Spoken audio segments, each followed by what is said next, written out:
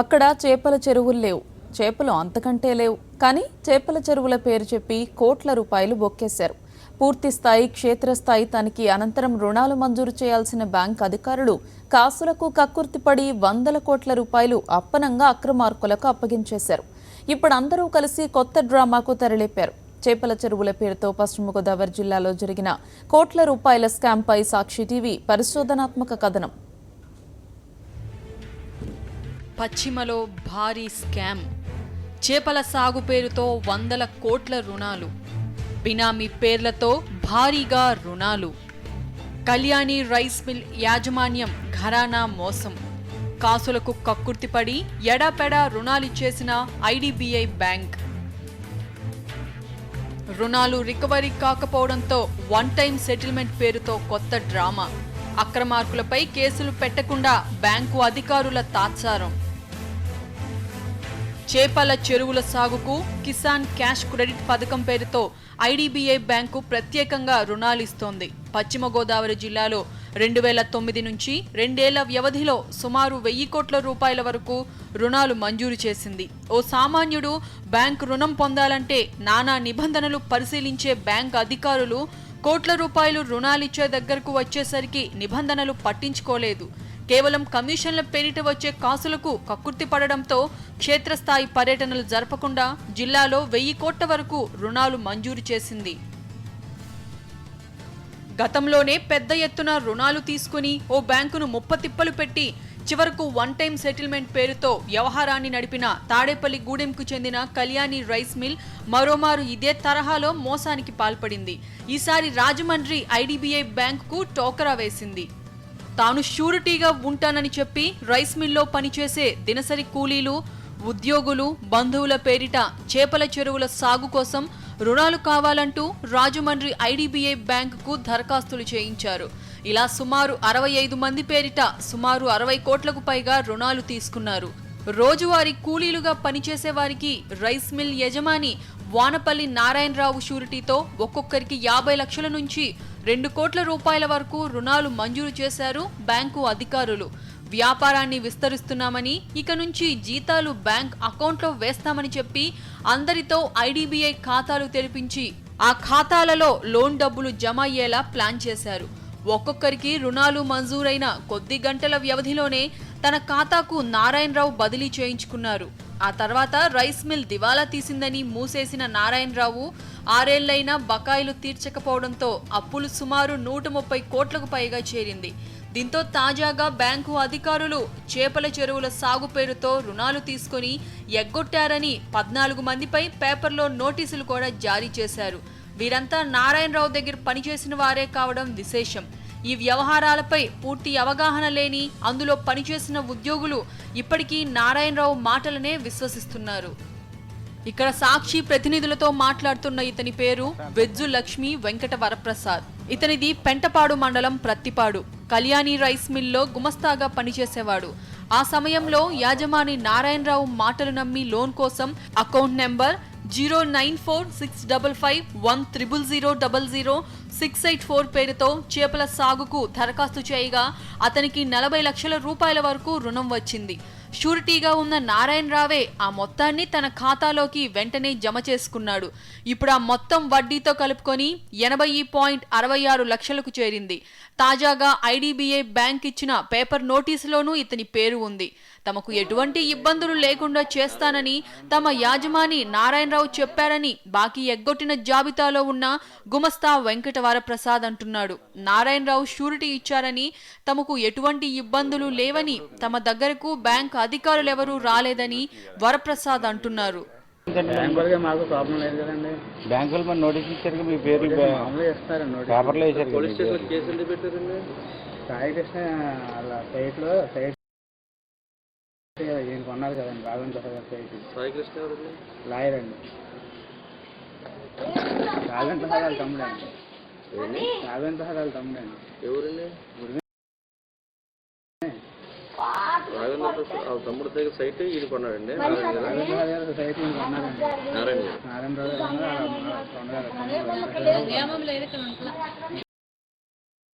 11,000 అది కూడా కొనుక్కోమని వచ్చేసేస్తున్నారు.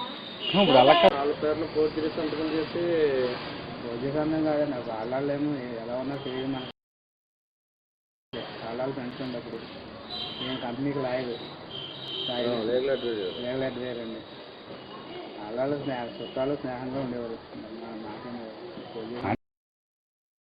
మరి ఇప్పుడు కోర్టు ద్వారా వచ్చింది అనుకోండి, మరి మీకు ప్రాబ్లంగా నోటీస్ తీసుకున్నది మీరు అన్నప్పుడు మీకే ప్రాబ్లంగా. గ్యారెంటీస్ ఆయనే కదండి, గ్యారెంటీస్ ఆయన ఆస్తులు ఆయన అన్ని ఆయన ఉన్నాయి లేదండి, ఆస్తులు లేదండి. సెక్యూరిటీ మీద వెళ్తారు కదండి, ఏ సెక్యూరిటీ దాని మీద వెళ్తారు కదండి.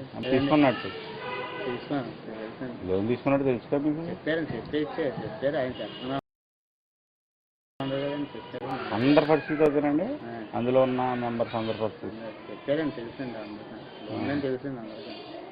మంజూరైండు పరిస్థితి రాలంటే నేను చూసుకుంటాను, ఆయనే చూసుకుంటాను. నేను కట్టలేని అంటలేదు కదండి ఇప్పుడు కూడా. మొత్తం ఎంత ఉంటుందండి లోన్? లోన్ ఎంత ఉంటుంది? 683 కదండి, 14 అండి. 6,83,00,000. మీ ఒక్కరిదే 80 లక్షలు ఉంది కదండి. వడ్డీలో అయిందండి అప్పుడు 40 లక్షలు 40 లక్షలు అసలు క్లయింట్స్ ఉన్నారండి మొత్తం సుమారుగా ఇది 14 కదండి. 14 మంది.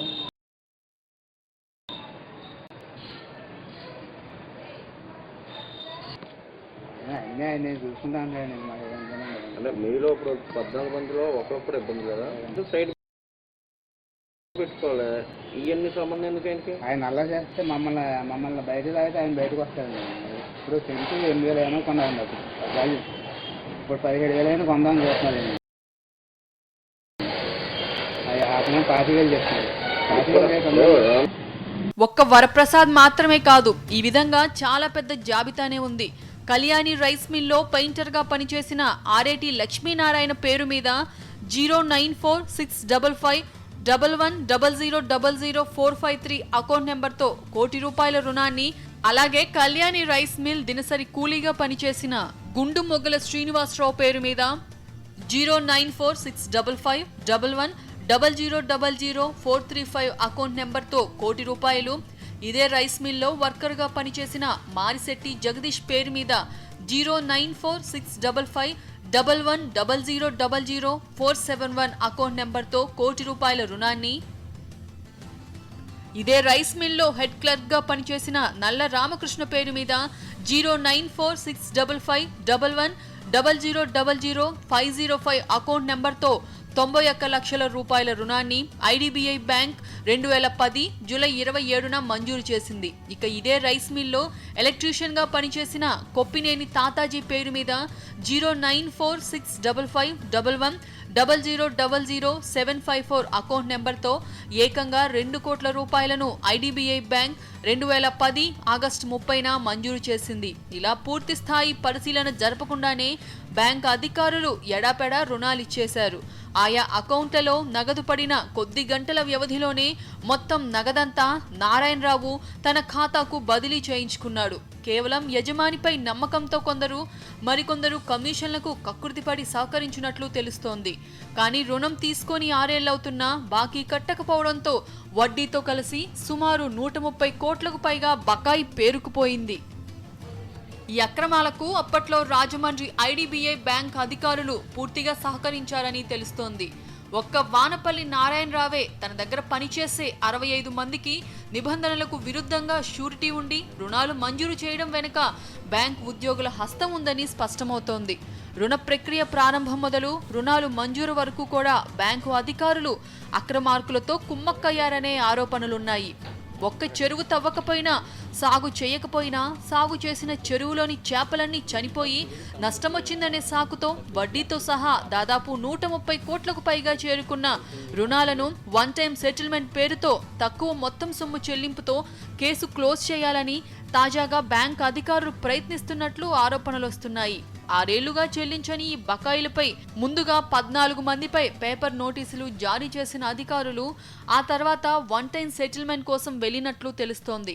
వాస్తవానికి చేపల చెరువు పేరుతో రుణాలు తీసుకొని చేపల చెరువులు సాగే చేయకుండా మోసగించడమే కాకుండా బినామీ పేర్లతో భారీగా నొక్కేసిన అక్రమార్కుడిపై చర్యలకు బ్యాంక్ అధికారులు ఎందుకు వెనకడుగు వేస్తున్నారో అర్థం కావడం లేదు.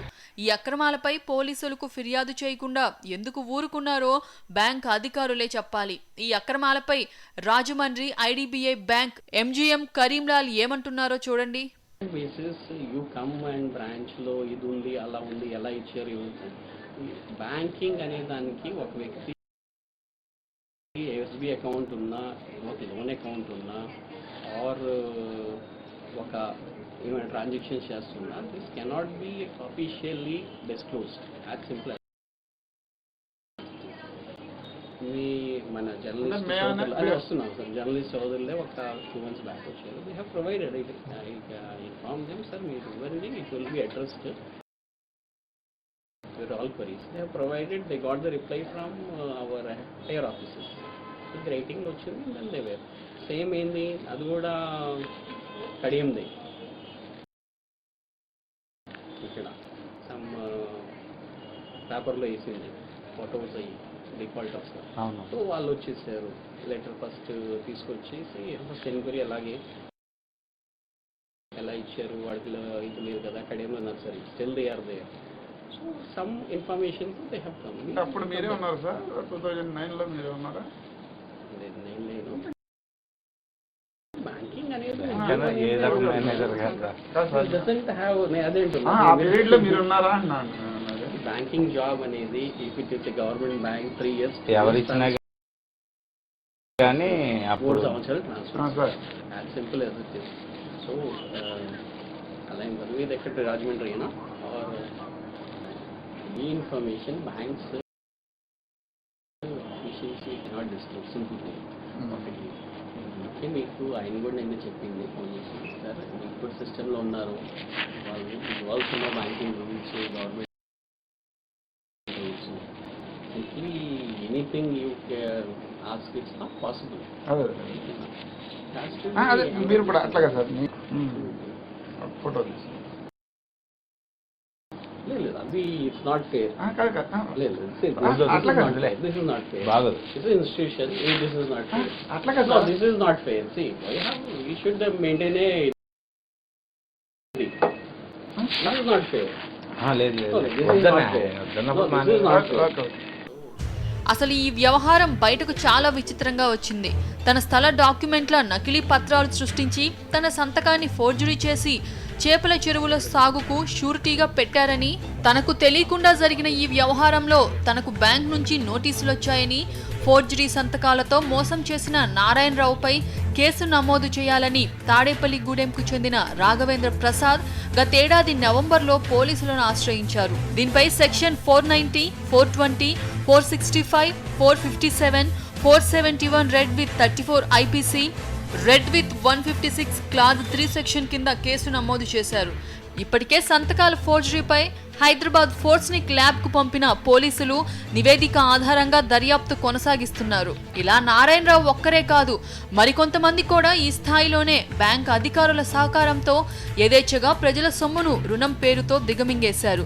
వారిపై చర్యలు తీసుకోవాల్సిన అధికారులు అక్రమాలు జరిగినా కూడా కేంద్ర ప్రభుత్వ పరిధిలోని దర్యాప్తు సంస్థలు ఎందుకు తనిఖీలు చేపట్టడం లేదంటే అక్రమార్కుల స్థాయి ఎలాంటిదో అర్థం చేసుకోవచ్చు.